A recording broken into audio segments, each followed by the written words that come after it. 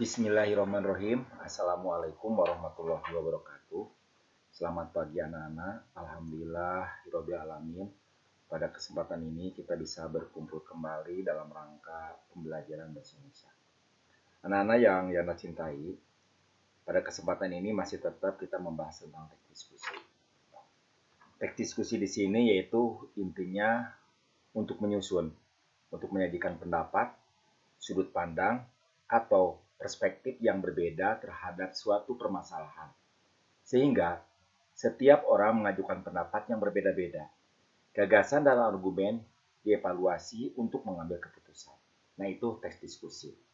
Dalam teks diskusi di sini ada beberapa poin. Yang pertama yaitu akan dibahas tentang bagaimana cara mengidentifikasi informasi teks diskusi. Yang kedua atau B, simpulan isi teks diskusi. Yang C atau yang tiga, struktur dan kebahasan teks diskusi. Dan D atau 4, presentasi teks diskusi. Anak-anak yang Anda cintai, identifikasi informasi teks diskusi yang pertama yaitu bagaimana pengertian dan ciri-ciri teks diskusi. Yang kedua, informasi teks diskusi atau pendapat pro dan kontra.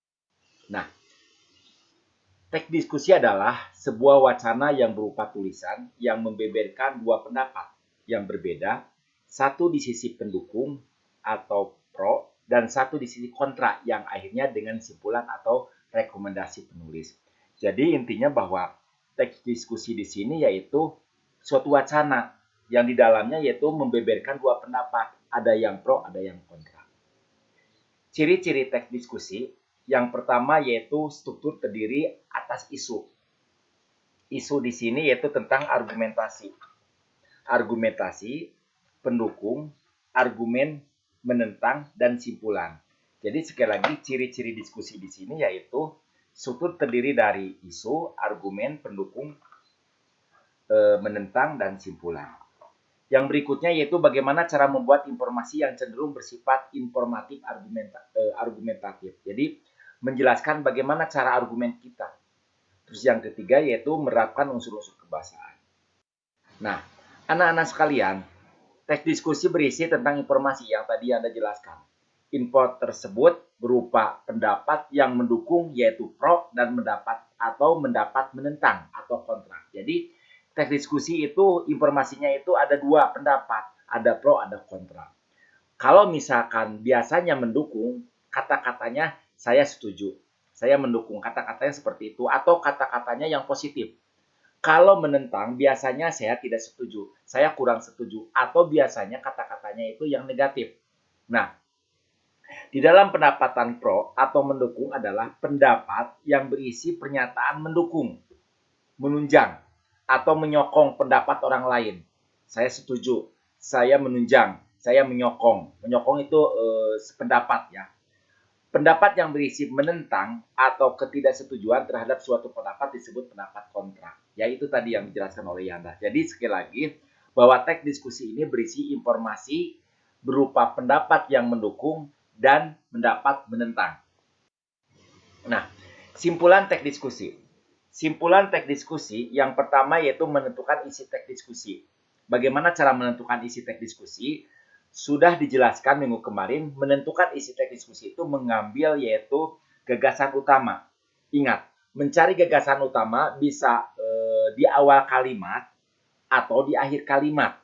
Kalau misalkan di awal kalimatnya dipahami, nah itulah yang dimaksud dengan gagasan utama. Kalau tidak dipahami bisa ngambil di belakang. Ya, jadi ada deduktif dan induktif. Yang berikutnya bagaimana cara meningkatkan teks diskusi yaitu tadi mencari gagasan utama. Gagasan utama, nah nanti diringkas. Nah, yang ketiga bagaimana cara menyimpulkan isi diskusi nanti kita jelaskan satu persatu ya. Biasanya menyimpulkan isi teks diskusi itu menyimpulkan dari beberapa pendapat atau dari beberapa gagasan utama itu menyimpulkan isi teks diskusi. Langkah-langkah meringkasnya.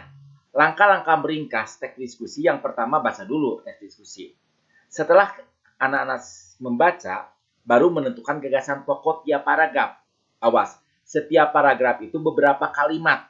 Nah, beberapa kalimat. Nah, biasanya gagasan pokok atau gagasan utama mencari gagasan yang paling utama itu biasanya pada kalimat pertama. Kalau tidak ada kalimat terakhir. Kalau misalkan ada beberapa poin yaitu gabungan daripada gagasan utama itu yaitu paragraf pertama, kalimat pertama dan kalimat terakhir. Nah, yang ketiga bagaimana merangkai gagasan pokok tiap paragraf digabungkan dari tadi setiap paragraf tadi digabungkan menjadi merangkai gagasan pokok paragraf. Langkah-langkah menyimpulkan isi teks diskusi. 1. Baca dulu teks diskusi. 2. Mencatat isi pokok teksnya diskusi. Jadi apa isi pokok teksnya? Yang berikutnya, susun gagasan-gagasan pokok yang tadi. Ada deduktif, ada induktif. Jadi awal kalimat atau akhir. Nah, struktur dan kebahasan teks diskusi. Struktur teks kebahasan diskusi yang pertama ada struktur teks diskusi, yang kedua ada kaidah kebahasan diskusi. Satu persatu, struktur teks diskusi. Coba anak-anak, struktur teks diskusi anak-anak buka halaman 121. 121 ya. Di dalam PPT ini struktur teks diskusi itu ada isu, ada argumen pro, ada argumen kontra, ada simpulan. Hampir sama dengan halaman 121. Ada kata struktur teks diskusi itu ada pendahuluan. Pendahuluan terdiri dari pernyataan untuk membatasi topik, latar belakang topik, sudut pandang berbeda yang akan dibahas. Nah, itu termasuk kepada isu. Jadi isu apa, topik apa yang akan dibahas itu hampir sama. Nah, sekarang isi. Yang pertama serangkaian paragraf.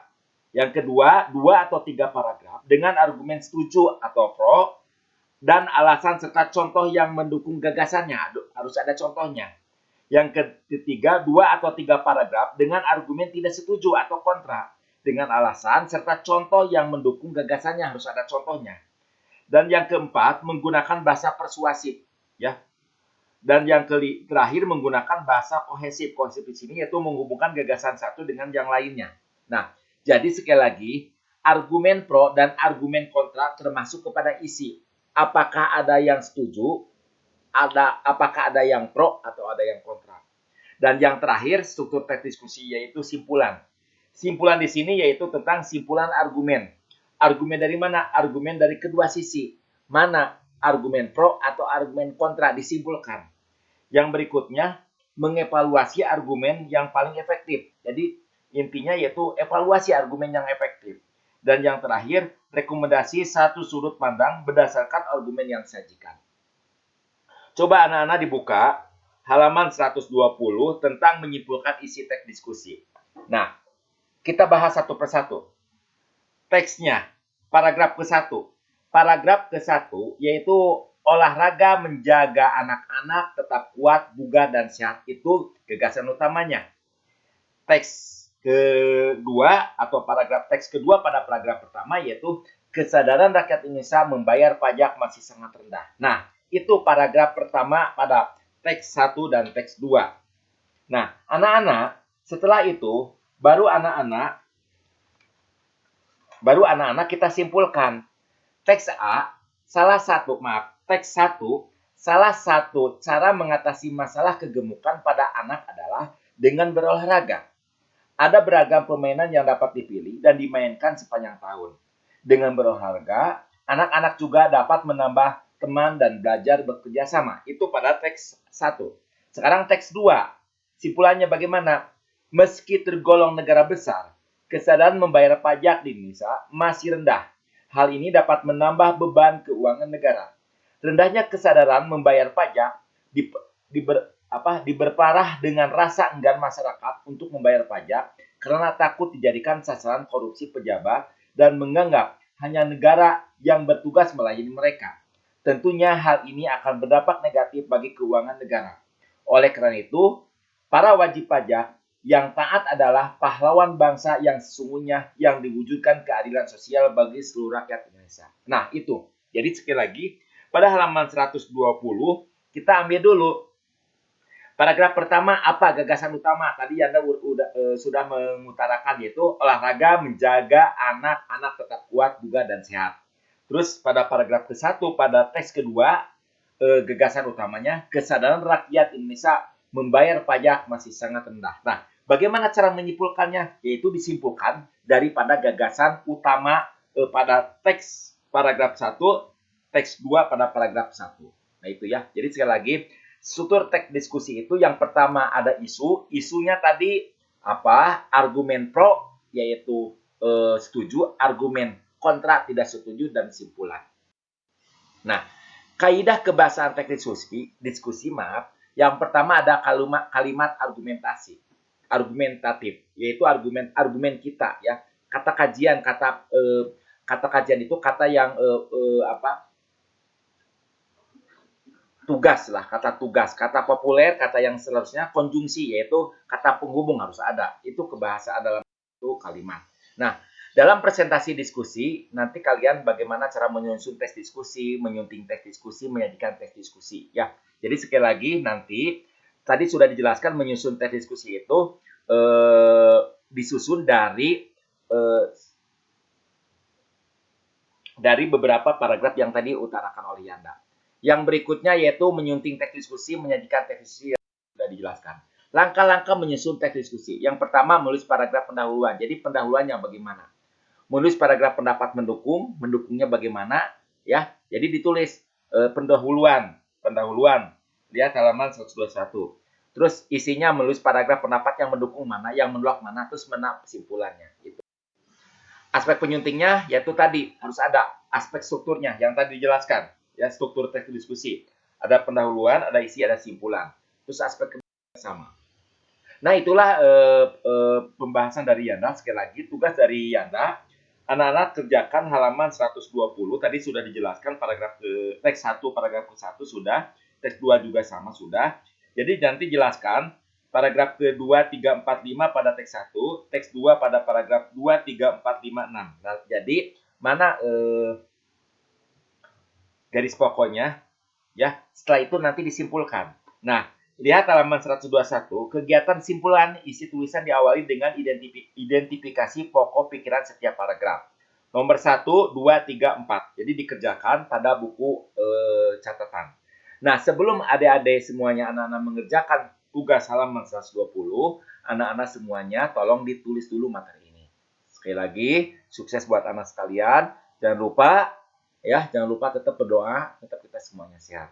Ditutup billahi taufiq wal hidayah. Assalamualaikum warahmatullahi wabarakatuh.